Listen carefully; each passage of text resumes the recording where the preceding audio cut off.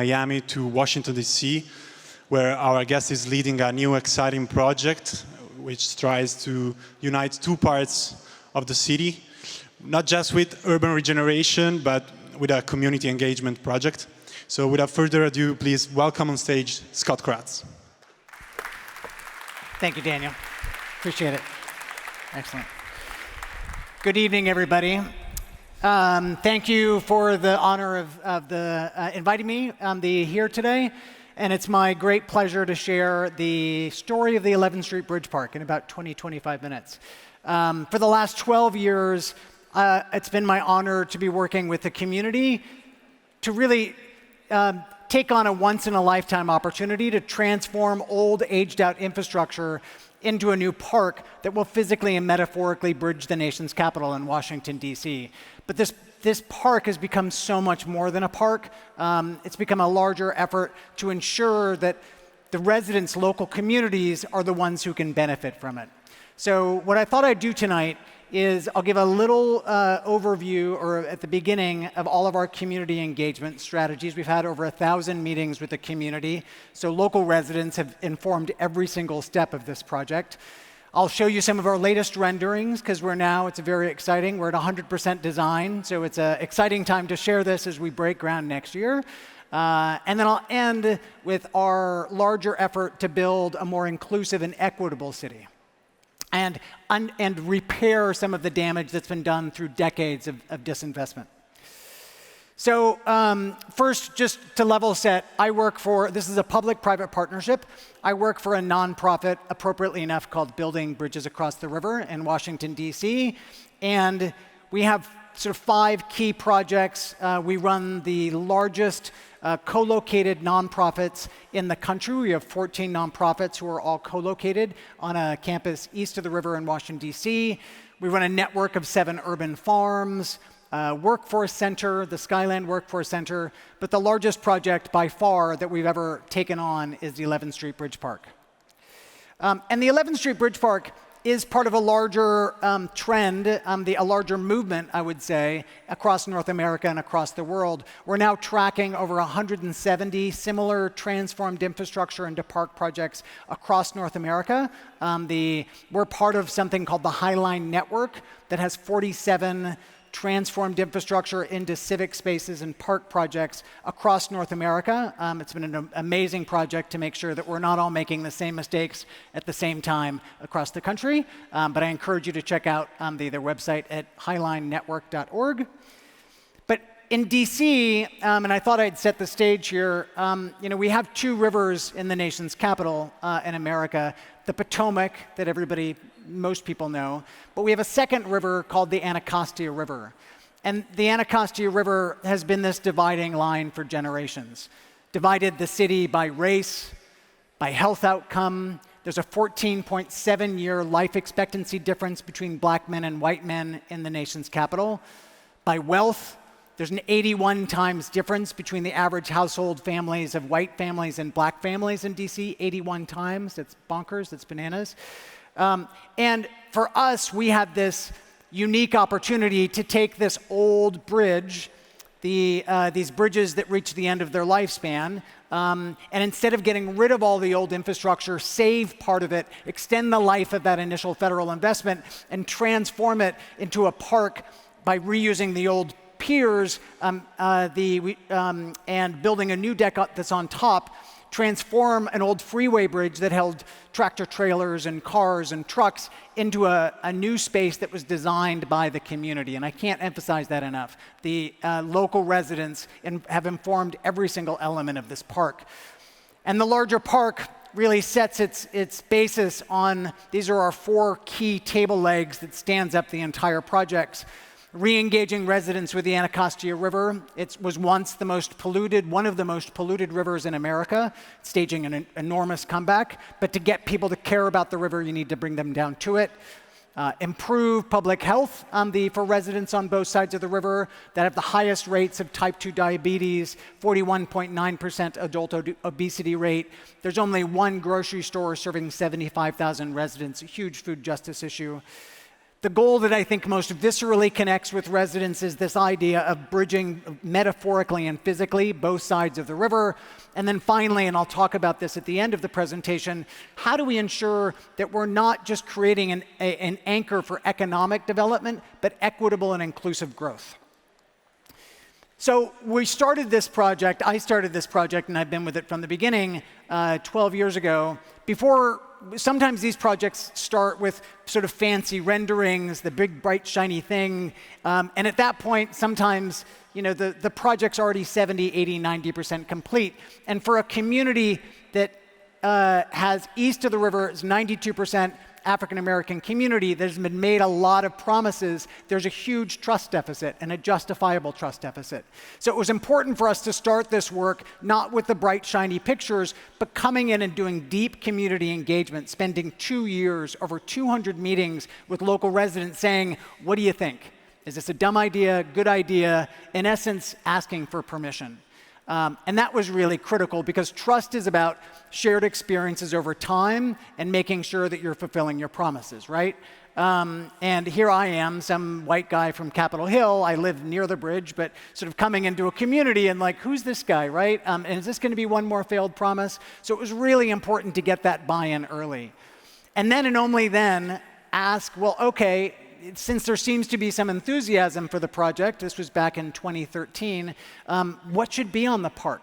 How do we make sure that every single programming element on the park is coming from local residents? So we heard all of these different programming ideas, an environmental education center that can inspire the next generation of river stewards, access to the river, particularly from the east side of the river, urban agriculture to address that food justice issue, public art that can amplify the voices of local residents. The number one idea was a performance space, a space of celebration where we can celebrate the amazing history of Washington, D.C., a play space, a safe place to play, and a cafe restaurant where you could grab a quick bite to eat. So we took these ideas, we launched an international design competition. We had 81 of some of the best landscape architects and architects on the planet apply. And at this point, I'd never run a design competition before. My background is museum education, so I've been learning so many things about so many things throughout this last 12 years. But as I looked into design competitions, many design competitions, the designers have no connection to the client, more or less the community, and that didn't make any sense to us. So we pulled together a group of 36 stakeholders from both sides of the river, and they were the ones who met with each of our design teams throughout this 8-month process. And at the end, they were the ones, the local residents were the ones that made the decision of who the design team should be. So I didn't get to vote, the community voted. And much of this, and whatever they selected, I was going to have to go out and raise tons of money and millions of dollars. But much of this project is how do we put decision-making power back into the hands of local residents? And this is a great example. And the design they selected was brilliant. They were unanimous. The architect is OMA, and the landscape architect is Olin. I'm going to walk you through some of our latest designs. In essence, it's by using the old piers over the river, they're built 2 trusses that come together and make room for all of the programming spaces that the community requested. In essence, it's sort of a double-decked park. So I'm going to take you for a little walk from one side of the river into the other, and then you can come back in 2026 and walk along with me in person. But starting at the Navy Yard side, the west side of the river, we're capturing all of the stormwater, 100% of the stormwater, in giant cisterns on either side to reuse for irrigation. This entire park should be a model for environmental sustainability. The trusses get you up high enough so you can see over the Navy Yard buildings, and you can see the US Capitol, you can see the Washington Monument, you can see the Library of Congress. And on the other side of the river, you can see over to the Anacostia Hills and the home of the famed orator Frederick Douglass, who had a home on Cedar Hill. In the center, where the 2 trusses come together, is a space that we call Anaquash Plaza, named for the original Native American inhabitants who made this their home, the Nacotchtank, for the thousands of years before we arrived. Spaces of not only physical well-being, but mental relaxation, a hammock grove. There's lots of places to cross rivers in Washington, D.C., but not many that you can stop and reflect and take in these amazing views. cafe and community meeting space. And on top of that is a giant green roof that is our great lawn, about the size of a football field. And then moving towards the east of the riverside, a space that we call our community front porch. So the designers did this really wonderful job, and it's wonderful that, given the presentation we just heard, of all sorts of small, medium, and large activation spaces throughout the park. If I'm allowed a favorite space on the park, it's this one. It's Mussel Beach, not mussel, but M-U-S-S-E-L. The native bivalves are helping to clean up the Anacostia River. We've placed over 50, our partners at the Anacostia Watershed Society have placed over 60,000 mussels in the river that are helping pull toxins and reoxygenate the river. And this 11,000 square foot play space is a space that kids and families can learn about the river health. And then anchoring the east side of the river is an environmental education center. So a space that can bring touring school kids in. We can get them out on the river in kayak and canoes. I kayak on the river on a pretty regular basis. And the river is making an amazing comeback. Just last week, I was kayaking on the river, and I saw great blue herons. I've seen just last week, I saw not one, but 2 bald eagles. I've even seen what I thought was the largest rat that I've ever seen before in my life, until I saw its tail, and it was a beaver. There's a healthy beaver population that's coming back. And the thing I've become entirely obsessed with, river otters have now come back to the river, a huge indicator species. Inspiring that next generation of river stewards by getting people in the environment is key. Urban agriculture, so our 8th urban farm.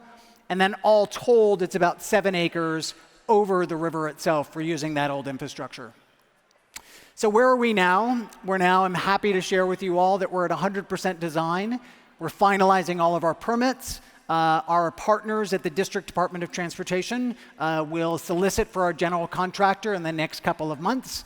We'll break ground in early 2024, and we should open in the first half of 2026 and fulfill that promise to the community. But we're not waiting quietly as we've been designing and going through permitting. We've been out testing and piloting some of these programming ideas well in advance of us breaking ground. So we've started all of these, we call bridge park plots, these urban agriculture plots in this area that, again, only has 1 grocery store serving 75,000 residents. And we harvest all of this food for weekly farmers market every Saturday at low cost or no cost. The other thing I've become totally obsessed with is mushrooms. We started growing mushrooms at our farms. We harvested a little more than 100 pounds of shiitake mushrooms, distributed for free. They're delicious, they're really good. But when we were out talking in the community and asking what kind of programming we should have, and we've had over 1,000 meetings with the community so far and local stakeholders, we heard all these great ideas that we baked into the design competition, but we heard a much deeper need. We heard a need for jobs, for housing, for how to preserve Black-owned businesses that are east of the river. To really answer 2 important questions: who is this park for, and who's going to benefit? Because we know sometimes when we invest in underinvested neighborhoods, there can quickly be rising property values, which leads to displacement and gentrification. So we said, this is an opportunity for us to think about this project in a very different way. Let's not wait and open it and then say, whoops, all the people who helped create it and design it and select our architectural team can no longer afford to live here. How do we think early, intentionally, and most importantly, with the community at the center to ensure those same thousands, tens of thousands of residents who helped shape this park can be the ones that benefit from it? So we started by looking at a 1-mile walkshed around the park, and that's the image that you see on the screen, and collecting data about who lives and works on both sides of the river. Just a couple stats to point out. There's an over $440,000 delta between homes on one side of the river and the other, right? Separated by 900 feet of water, which is bananas. The east of the river has one of the highest child poverty rates in the city, actually in the country. And while west of the river in Capitol Hill has over half of the residents are property owners, east of the river, 75% of the residents are renters at greatest risk of displacement. So we did what we've done from the beginning, which is we spent a year talking to local stakeholders, doing asset maps of who's already doing this work in the community, and coming up with strategies that we call our equitable development plan. We launched our first plan in December 2015, and I'm not going to go through all 34 strategies, but I'm going to mention just a few to give you a taste. In our housing bucket, we've now seen 130 east of the river renters become homeowners, capturing intergenerational wealth. We're now offering free loans, grants, to cover closing costs and down payment assistance, which can be a huge barrier for first-time homeowners. We've stood up a community land trust, the Douglas Community Land Trust, named after Frederick Douglass, that now has over 250 units of permanently affordable housing. If we're spending all of this money to build the park, and all told, all in, it's about $92 million to rehab this old park and this old freeway bridge into a park, how do we make sure that as many of the local residents are the ones who can capture some of that value? So we just graduated our 31st construction training program, right? Where we have over 150 east of the river residents who are currently have gone through our training and are currently employed in construction jobs, excuse me. So when the contractor comes to us and says, well, Scott, I can't find any east of the river residents to hire, we can say, well, here's a list of 150 people who are currently employed in construction trades. Try again and try a little harder. We've taken this nationally, where we're now helping to fund construction training programs at 5 similar projects in San Francisco, Dallas, Grand Rapids, and Buffalo, and learning from each other, which is exciting. We've invested millions of dollars of Black-owned businesses east of the river to make sure that as the park opens, and we're anticipating 1 million visitors a year, how do we make sure that the businesses that are there now are the ones that can benefit? So we just wrapped up a first year-long program working with 10 businesses, Black-owned businesses east of the river, to provide free technical assistance through the big consulting firm Booz Allen, that had been working with each of these 10 businesses for a year. And we provided each of those businesses with cash grants to help implement those strategies. Not a ton of money, $8,000 each, but several of those businesses have now opened up new franchises, they've launched new marketing plans, and they've received significant grants from the city and federal government. To date, we've invested over $3 million directly into these businesses, again, well in advance of when the park opens. And we've added in a series of arts and culture strategies, because we could get all the other housing and workforce and small business right, but if we lose what makes Anacostia, which is the neighborhood east of the river, what makes it feel like home, that has enormous downstream consequences. So we've invested in a number of art installations and art programming. The biggest program that we do is our annual Anacostia River Festival. So save the date for May 4th, 2024. Come to Washington, D.C. and celebrate our 10th Anacostia River Festival. We bring about 10,000 residents down to the banks of the river and give the residents for a single afternoon what they can experience 365 days of the year when the park opens. And we just worked last year with a group of community stakeholders to curate a number of works of art for the park. Again, making sure that we don't finish the park and then plop down art, but that the art from east of the river residents and from DC artists are deeply integrated into the park. This is an amazing piece that's our largest piece. It's about a $400,000 sculpture by a mother-daughter duo, Jackson Jarvis Studios. That will be the first thing you see when you come to the park. And we've commissioned a number of additional large art works, from big murals to the Hammock Grove will be one big art installation to a big mobile. So to date, we've invested over $86 million in our equitable development strategies. That's nearly the same amount of money it's going to cost to build the park, and the park hasn't even opened yet, right? And by the time the park opens in 2026, we'll have been investing in these deep, the equitable development strategies for 10 years. So while the strategies might be different and the anti-gentrification strategies might be different in other cities, the steps that you can follow can be the same. So if you go to bridgepark.org/equity-tools, there's a great little video that outlines the 7-step process. I'm not going to go through all of this right now, but I'm sure we'll be able to share this presentation. And as we've gone through this work, we've learned so much. One, it's really important. It would have been easy to say, hey, gentrification is a real concern. We're building a park, so that's not my job, right? That wouldn't be true. That wouldn't be holding true to all of my friends east of the river and the thousands of residents who've helped shape this. So acting early and intentionally is really critical. Once the market starts to move and housing prices start to go up, not that it's too late, but the market's going to move much faster than we could move and respond to it, or certainly the city.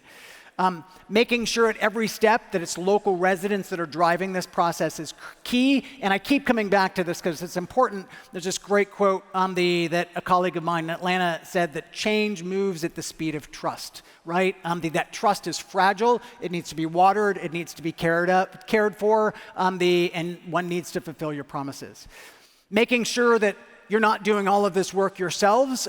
We did a larger asset map of who was already, what nonprofits and city agencies were already doing this work, right? So that we could amplify some of those voices is key.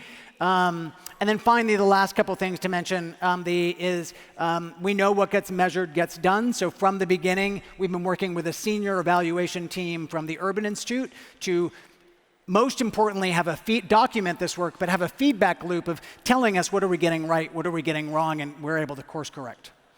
And then the last couple thoughts I'll mention as I wrap up, and this ties in with several of those lessons learned, making sure that there's a continuous feedback loop with residents and seeing where we can step up and support local residents. And a great example of that is as the pandemic, as COVID was starting to sort of upend all of our lives in March 2020, we were concerned that the east of the river residents were going to be disproportionately impacted by the pandemic. And unfortunately, that's came to pass. The highest mortality rate, because the residents there were the residents who were making the cities function, right? They're the residents who are working in our grocery stores and delivering our mail, and the Uber drivers and Lyft drivers.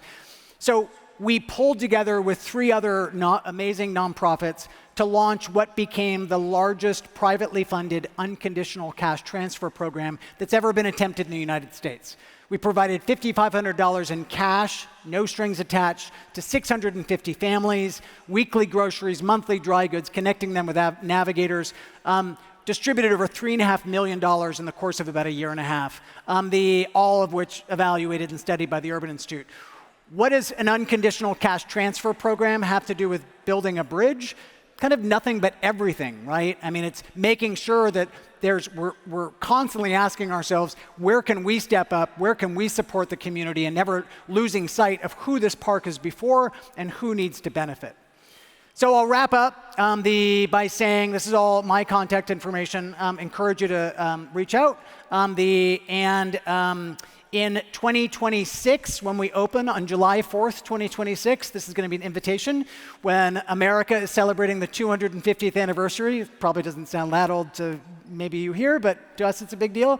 You can come and you can celebrate on the 11th Street Bridge Park, and hopefully we can take some of these lessons learned of deep community engagement, of building an equitable and inclusive city and community and neighborhood and residents to heart for the next 250 years after that. Thank you very much. Wow. I want to come on July 2026. I remember that it's 250 years since the Declaration of Independence, so fantastic, fantastic. So we don't have time for questions, but the good news is that Scott Kratz is going to be with us for the whole festival. So fully available. Long time to ask questions directly to Scott. He's a very friendly person, as you saw. And there's thousands of things that we can learn from this project. Thank you very much again. Thank you. Thank you.